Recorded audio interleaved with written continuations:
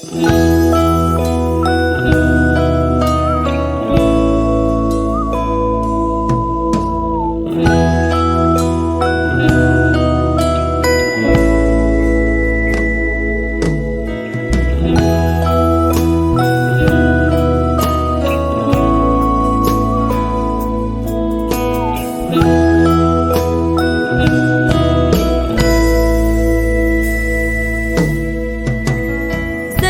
bao dung man se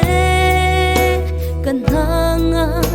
kaponga Giêsu a kanga akut nem te na kapom akazau khe ti mi fyang te in kanga kanun na khi na ku chunga him te na ka sau khan na ka ve ka nga ka chi lo ka phang ti lo a sung za le Giêsu chi ka ponga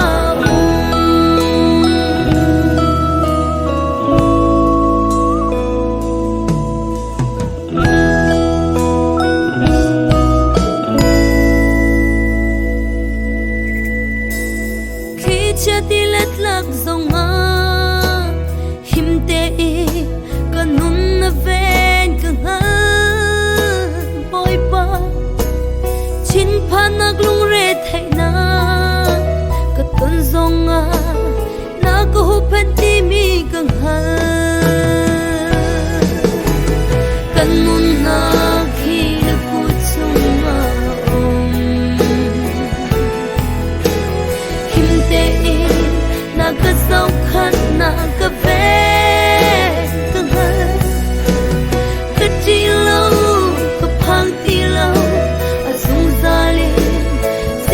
She could fall out.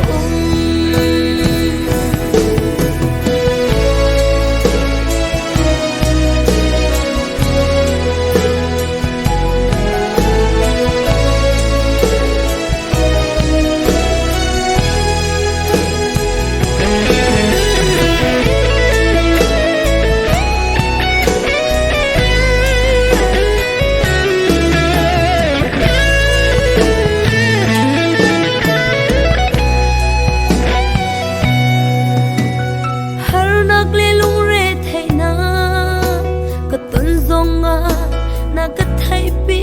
kang hal boy pa ka ton mi thil vel te na hi na ka thai pi na ka hal pi di mi an si kan mun na khi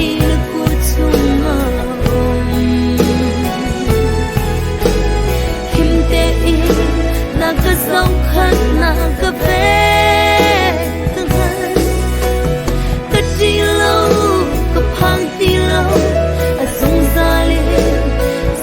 She could fall out. Kanun na khi na ku chunga him te na ka sau khan na ka ve kanga ka ti lo ka phang ti lo a sung za le Giêsu she could fall out. Asung zalim Giêsu chi ka ponga